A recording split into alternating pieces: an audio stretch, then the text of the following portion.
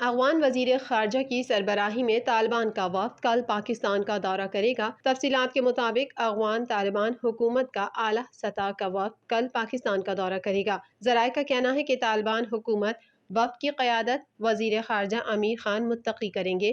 طالبان وفد میں ان کے تجارت اور خزانے کے وزیر بھی شامل ہوں گے۔ ذرائع نے بتایا کہ طالبان حکومتی وفد وزیر خارجہ شاہ محمود قریشی کی دعوت پر دورہ کر رہا ہے۔ افغان وفد افغان صورتحال پر 2 روزہ ٹرائیکا پلس اجلاس میں بھی شرکت کرے گا۔